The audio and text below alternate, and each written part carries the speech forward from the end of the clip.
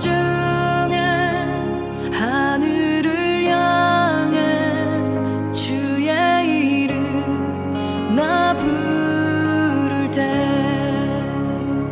어둠을 뚫고 오신 주 사랑 나의 절망 거두셨네. 주님의 공로 다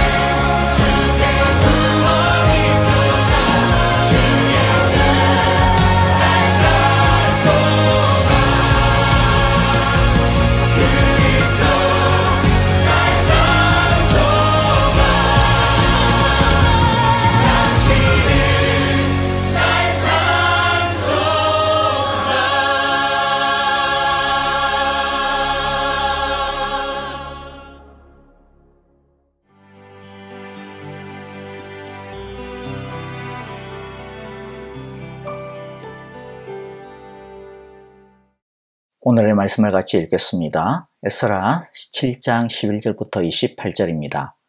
에스라는 제사장이면서 학자이며 이스라엘이 받은 주님의 계명과 율례를 많이 배운 사람이었다.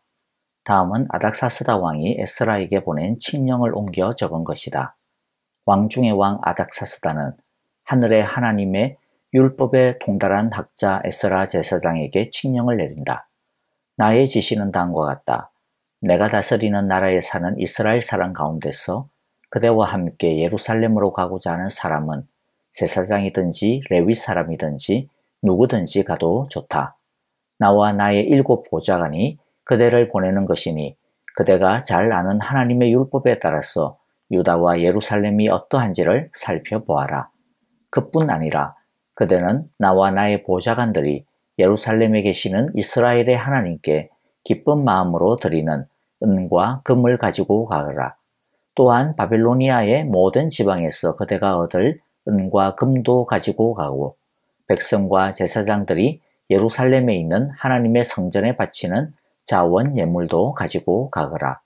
그 돈으로 반드시 수송아지와 순양과 어린 양을 사고 거기에 곁들여 곡식 제물과 부어드리는 제물도 사서 그것들을 예루살렘에 있는 그대가 섬기는 하나님의 성전의 제단 위에 함께 제물로 드려라.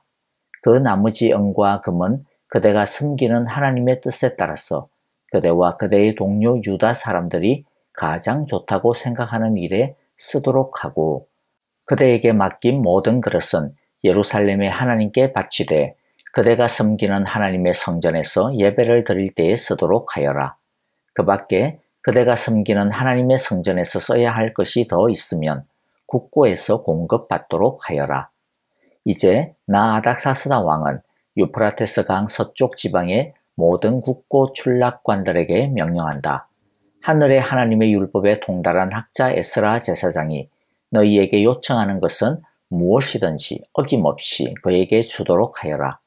은은 100달란트까지, 밀은 100고르까지, 포도주는 100밭까지, 기름은 100밭까지 주고 소금은 제한 없이 주도록 하여라.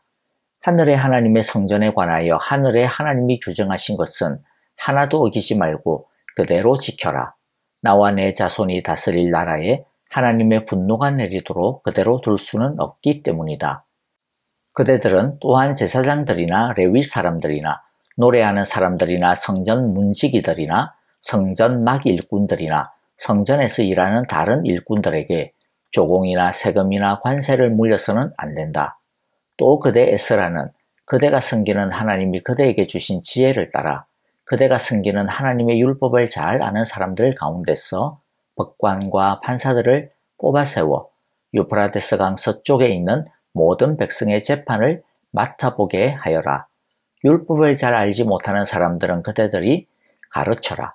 하나님의 율법과 왕의 명령대로 따르지 아니하는 자는 반드시 죽이거나 귀양을 보내거나 재산을 빼앗거나 옥에 가두거나 하여 엄하게 다스려라. 주 우리 조상의 하나님을 찬양하여라. 하나님은 왕에게 예루살렘에 있는 주님의 성전을 영화롭게 하려는 마음을 주셨다. 나에게 자비를 베푸셔서 내가 왕과 보좌관들과 권세 있는 고관들에게 총애를 받게 하여 주셨다. 주 나의 하나님이 이처럼 나를 돌보아 주심으로 나는 힘을 얻어서 이스라엘 백성 가운데서 지도자들을 불러 모아 함께 예루살렘으로 올라올 수 있었다. 아멘. 먼저 간단하게 오늘의 내용을 좀 정리해 보겠습니다. 성전 건축의 이야기가 끝난 다음 이제 에스라서의 주인공인 에스라의 이야기가 시작이 됩니다. 에스라가 성전 건축을 했던 것은 아니고요. 성전 건축 이후에 에스라는 예루살렘으로 돌아오게 됩니다. 연대를 좀 정리하면 바빌론 포로에서 이스라엘로 처음 귀환했던 때는 페르시아 왕 고레스 왕 때였습니다. 약 BC 537년 정도가 되고요. 이것은 옛날 바빌론 왕 느부갓네살에 의하여서 1차로 포로로 끌려갔던 그때로부터 약 70년 만에 귀환이었습니다. 그리고 성전이 재건된 때는 BC 516년경이었고요. 에스라가 이끈 제2차 포로 귀환은 성전 재건 이후 약 58년이 지난 다음인 BC 458년경에 일어난 사건입니다. 자, 어쨌든 에스라는 2차 귀환을 이끄는 지도자입니다. 아닥사스다 왕은 조서를 내려 에스라를 중심으로 한 이스라엘 백성의 귀환을 명합니다. 아마도 에스라는 아닥사스다 왕의 아주 신임 맞는 신하 중 하나이지 않았을까 싶습니다. 그가 비록 아닥사스다 왕의 총애를 받는 사람이었다 하더라도 그는 바벨론과 페르시아의 정신과 문화에 물들지 않았습니다. 비록 그의 발은 그 땅을 딛고 살고 있었지만 그의 정신과 마음은 하나님 나라에 살고 있었던 것입니다. 2차 포로 귀환의 특징은 대제사장이자 율법학자인 에스라를 위시하여 제사장들과 레위 사람들과 노래하는 사람들과 성전 문지기들과 성전 막 일꾼들이 돌아온 것입니다. 이들은 완공된 성전에서 하나님이 원하시는 제사를 드리기 위해 꼭 필요한 사람들입니다. 성전을 관리하고 예배를 지낼 사람들이 없다면 성전은 무용지물이 되기 때문이죠. 또 왕은 성전에서 사용할 제물도 아낌없이 제공하는 것을 볼 수 있습니다. 22절에 보면 소금을 제한 없이 주라 이런 명령이 나오는데요. 오늘날에는 소금이 대단한 물품이 아니기는 하는데요. 그러나 고대 사회에서는 어느 지역을 막론하고 소금은 엄청나게 중요한 것이었습니다. 그래서 국가가 전략적으로 관리하는 국가적인 자원이고 자산이었습니다. 이런 소금을 무제한 공급하라고 명하는 데서 보듯이 에스라에 대한 아닥사스다 왕의 각별한 애정을 우리가 알 수가 있습니다. 이렇게 하나님은 이방 왕을 통해 예배에 필요한 모든 사랑과 물품을 채워주십니다. 뿐만 아니라 아닥사스다 왕은 제사장들과 레위 사람들이나 노래하는 사람들이나 성전 문지기들이나 성전 막 일꾼들이나 성전에서 일하는 다른 일꾼들에게까지 조공이나 세금이나 관세를 면제시켜준다라고 하는 조서도 내립니다. 당시 다른 페르시아의 신전의 신관들에게 세금을 받았던 것과 비교해보면 이것은 어마어마한 특별한 혜택인 것이죠. 왕은 에스라를 통해 하나님의 살아계심을 보고 느꼈기 때문에 하나님의 진노를 두려워하는 마음으로 이러한 특혜를 베푼 것입니다. 또 왕은 에스라에게 법관과 재판관을 임명할 권리를 줍니다. 이는 유다 지역에 독립적 사법권을 준 것으로서 하나님의 율법에 따라 이스라엘의 법을 만들고 살아갈 권리를 준 것입니다. 에스라는 자신이 이방 왕의 호의를 입은 것을 비롯해서 모든 이 일의 배후에 하나님이 계심을 알고 하나님을 찬양합니다. 자, 이제 오늘의 말씀을 통해 우리에게 주시는 은혜와 교훈을 좀 묵상해 보겠습니다. 첫째, 우리는 에스라의 이중생활을 통해 우리가 이 세상에서 어떤 자세로 살아야 하는지, 하나님 나라의 백성의 삶의 자세가 어떠해야 되는지를 배울 수 있습니다. 이중생활이라고 해서 나쁜 의미가 아니고요. 좋은 의미입니다. 에스라는 왕이 인정할 만한 탁월한 신하였던 것 같아요. 그런데 그의 탁월함은 단순히 정치적인 능력, 행정적인 능력에 국한되었던 것이 아니었습니다. 왕이 무서워할 만큼 인정하였던 그의 능력은 무엇보다도 믿음의 능력이었습니다. 에스라는 페르시아의 문화 한복판에 살았지만 그러나 그는 페르시아의 정신과 방식에 가치관에 물들지 않았습니다. 어느 누가 보더라도 에스라는 하나님을 믿는 사람이었습니다. 누구나 인정할 만한 사람이었습니다. 그래서 에스라를 소개하는 말들이 모두 어떤 말들입니까? 하늘의 하나님의 율법에 통달한 학자 에스라 제사장, 그대가 섬기는 하나님, 이렇게 표현하고 있죠. 완벽한 이중생활이었습니다. 세상에서도 완벽하고 믿음에서도 탁월한 것이죠.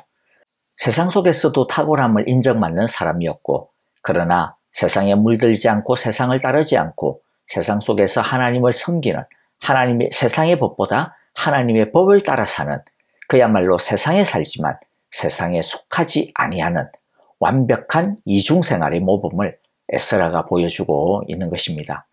우리도 이 세상에서 살면서 세상 속에서 인정을 받는 탁월함의 소유자들이 다 되어야 할 것입니다.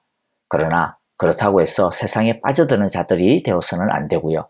세상의 법과 정신을 따라 살지 아니하고 하나님의 말씀을 따라 사는, 하나님을 탁월하게 섬기는 세상 속에 하나님의 백성들이 다 되어야겠습니다. 둘째, 하나님에게 잘 보여야 그게 진짜 형통과 축복의 길임을 배우기를 바랍니다. 아닥사스다 왕이 베푼 특권은 사실은 하나님이 돌봐주신 하나님의 은혜의 결과였습니다. 27절 28절을 보겠는데요. 주 우리의 조상의 하나님을 찬양하여라. 하나님은 왕에게 예루살렘에 있는 주님의 성전을 영화롭게 하려는 마음을 주셨다. 나에게 자비를 베푸셔서 내가 왕과 보좌관들과 권세 있는 고관들에게 총애를 받게 하여 주셨다. 주 나의 하나님이 이처럼 나를 돌보아 주심으로 나는 힘을 얻어서 이스라엘 백성 가운데서 지도자들을 불러 모아 함께 예루살렘으로 올라올 수 있었다. 주 하나님이 에스라에게 자비를 베푸셔서 왕뿐만 아니라 다른 고관들에게 총애를 받게 하여 주셨다. 주 나의 하나님이 이처럼 나를 돌보아 주심으로 나는 힘을 얻었다. 이렇게 고백을 합니다. 왕에게 잘 보여서가 아니라는 거죠. 핵심은 하나님에게 잘 보여서 왕에게도 은혜를 이렇게나 받을 수가 있었다라는 것입니다. 그러므로 언제나 은혜와 축복의 원천은 하나님임을 잊지 말아야겠습니다. 사람들에게 잘 보이려고 하지 말고 하나님의 마음에 합한 사람이 되어야겠습니다. 그것이 축복과 형통의 원천입니다. 셋째, 항상 하나님께 감사하고 하나님을 높여야겠습니다. 에스라는 왕이 베푸는 이 모든 것이 다 하나님이 주신 은혜며 하나님이 행하신 구원의 능력이라고 하는 것을 잊지 않았습니다. 자기가 잘나서 이렇게 되었다라고 자기를 뽐내지도 않았습니다. 오직 하나님을 찬양했습니다. 더욱 하나님을 의지했습니다. 여러분, 이게 작은 것 같지만 매우 중요한 습관이고 태도입니다. 우리는 힘들 때는 하나님을 잘 찾지만 조금 살만하면 하나님을 잊어버리는 경우가 참 많지 않습니까? 우리는 형통할 때 더욱 겸손해야 합니다. 형통할 때 더욱 하나님을 의지하고 찾으며 하나님을 더 예배해야 할 것입니다. 넷째, 에스라는 하나님의 말씀을 더 많이 연구하고 잘 지키며 또 다른 사람들에게 하나님의 말씀을 가르치기로 결심합니다. 10절을 보면요. 에스라는 여호와의 율법을 연구하고 지키며 그 모든 법과 규정을 이스라엘 백성에게 가르치기로 결심하였다. 그가 이스라엘로 돌아가기로 한 이유가 뭡니까? 바로 이것입니다. 이 에스라의 결심과 헌신이 우리의 결심과 헌신이 되어지기를 간절히 기도합니다. 이렇게 하나님께 헌신하기로 결심하고 헌신할 때 하나님은 하나님이 기뻐하시는 일을 하는 이 에스라의 모든 필요를 미리 알아서 채워주신 것입니다. 그러므로 다시 말씀드리지만 하나님의 법칙이 무엇이냐면 우리가 하나님께 헌신하면 하나님이 우리를 위해 헌신합니다. 왜냐하면 하나님이 안 도와주면 큰일 나니까요. 또 하나님을 기쁘시게 하니까요. 하나님의 마음에 쏙 드는 이쁜 집만 골라 하는데 어떻게 하나님이 채워주시지 않겠습니까?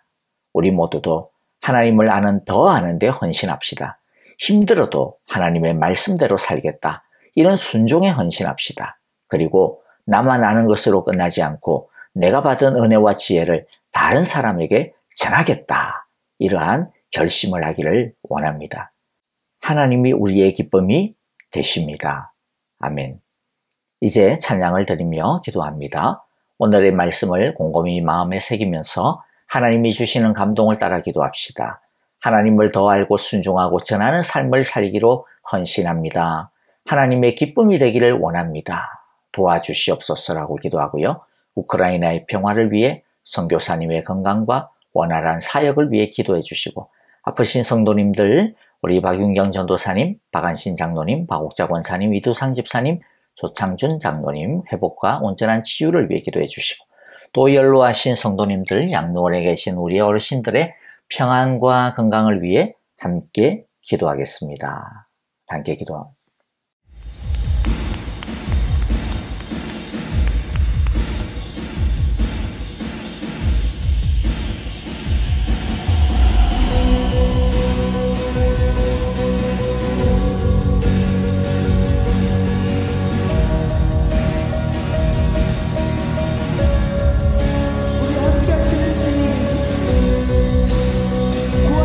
주님을 고백하기 원합니다.